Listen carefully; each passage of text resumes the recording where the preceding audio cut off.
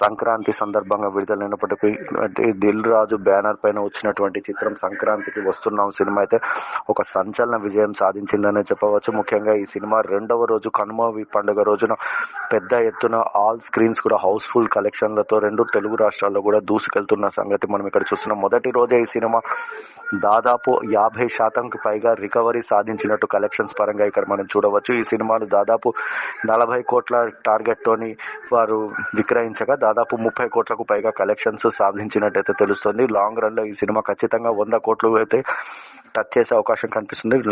వెంకటేష్ నటించినటువంటి సినిమాల్లో ఈ మధ్య కాలంలో ఒక టాప్ రేంజ్ సినిమాగా ఇది మనం చూడొచ్చు. కలెక్షన్స్ పరంగా హైయెస్ట్ ఓపెనింగ్స్ అని కూడా తెలుసుకోవచ్చు మనం ఇక్కడ. అలాగే సంక్రాంతికి వచ్చినటువంటి 3 సినిమాల్లో కూడా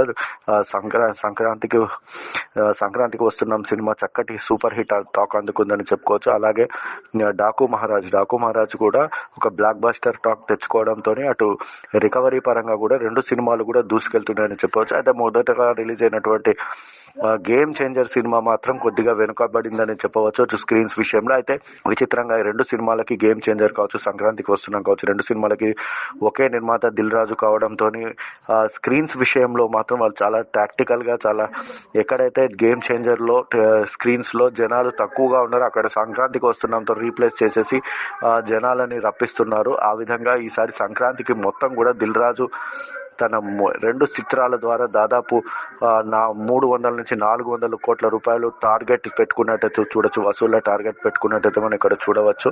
ఇక అలాగే డాకు మహారాజ్ కి సంబంధించిన నైజాంకి సంబంధించిన రైట్స్ కూడా దిల్ రాజే తీసుకోవడం జరిగింది. దిల్ రాజు ఈ లెక్కన చూసినట్టయితే దాదాపు ఒక 500 కోట్ల టార్గెట్ తోని ఈ సంక్రాంతి బిగ్ బిజినెస్ కి ఆయన దిగినట్టయితే తెలుస్తోంది.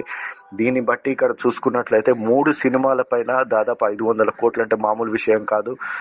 ఇంకా ముఖ్యంగా ఇందులో 2 సినిమాలు బ్లాక్ బస్టర్ కావడంతో ఈ సంక్రాంతికి అయితే రియల్ హీరో అయితే దిల్ రాజు అనే చెప్పవచ్చు.